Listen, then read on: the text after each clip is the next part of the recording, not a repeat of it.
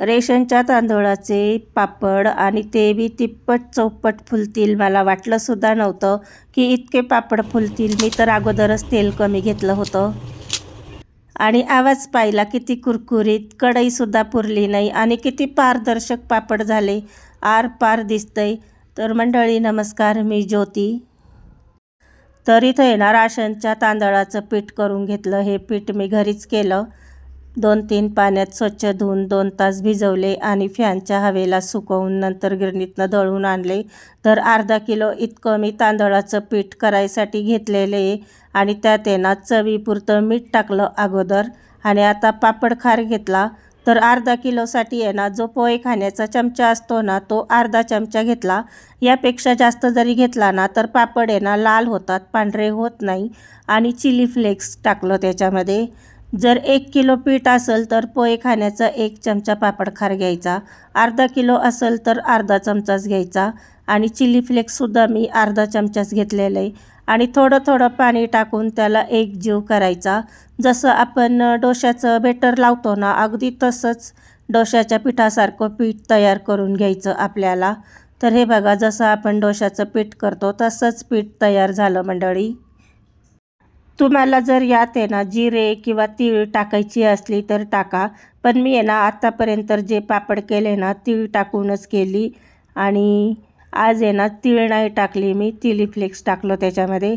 तर असं ना एक पातेलं घ्यायचं. असं पातेलं घ्यायचं ना की त्या पातेल्यावर ताटं बसले पाहिजे, त्या मापाचं आपण पातेलं घ्यायचं.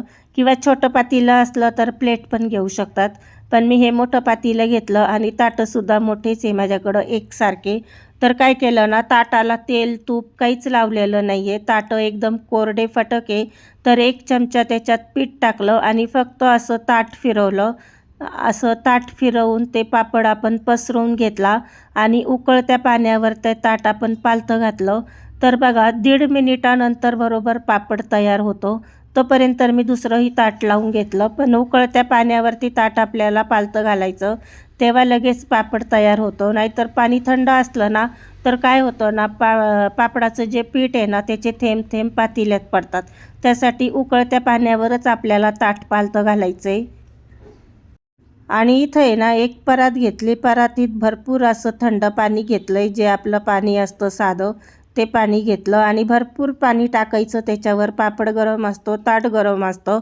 तर गार पाणी टाकून त्याला थंड करून असं पिन घ्यायची मोठी, किंवा मोठी सुई असेल तर सुई घ्या. आणि पाणी टाकून टाकून त्याच्या सगळ्या कडा चारी बाजूनी मोकळ्या करायच्या. आणि आल्लाद पापड असा उचलला जातो हाताने. तर दुसराही पापड तयार झाला. त्यालासुद्धा ना असं चारी बाजूनी पोखरून घेतलं, मोकळा करून घेतल्या कडा थंड पाणी टाकून. आणि थंड पाणी किती पण टाकलं ना त्याच्यावरती तरी काही फरक पडत नाही. पापड आपला अजिबात तुटत नाही किंवा फाटत नाही. बरोबर 1.5 मिनटं लागतात. तिसरंही ताट मी लावून दाखवते. फक्त 1 चमचा पीठ टाकायचं. तुम्हाला छोटा मोठा ज्या आकाराचा करायचा तर चमचा पण माझा छोटाच आहे. 1 चमचा पीठ असं घेते मी. आणि 1.5 मिनिट बरोबर लागतो पापड होण्यासाठी मंडळी. खिशीचे पापड तरी अवघड असतात, त्याला खिशी बसली पाहिजे. खिशी नाही बसली तर पापड तुटतात, फाटतात. पण हे पापड तर अजिबात तुटतही नाही, फाटतही नाही. तर बघा अर्धा किलोचे पापड पण तयार झाले. बरोबर 1.5 मिनटाला एक पापड तयार होतो. शेवटचे 4-5 पापड राहिले ना तर त्याच्यात ना मी खाण्याचा रंग टाकला होता थोडासा हिरव्या कलरचा, म्हणून ते हिरवे झाले. आणि 1 दिवस तर फॅनच्या हवेला सुकवले. दुसऱ्या दिवशी मी थोडं ऊन दाखवून आणलं 2-4 तास. आणि किती पातळ झाले, किती पारदर्शक झाले ते तर दिसताच ना. मला वाटलंही नव्हतं की पापड इतके कढई भरून होतील. मी तेलसुद्धा अगोदरच तळायला कमी घेतलं होतं. आणि पापड इतके खुसखुशीत झाले ना, जिभेवर ठेवताच विरघळतील. आणि पांढरे शुभ्र किती झाले, त्यासाठी ना पापड खार बेतानीच टाकायचं आपल्याला. आणि किती कुरकुरीत आवाज झाला आहे ते तर बघितलंच. तर मंडळी, पापडची रेसिपी आवडली असेल तर लाईक करा, चॅनलला सबस्क्राईब करून घ्या.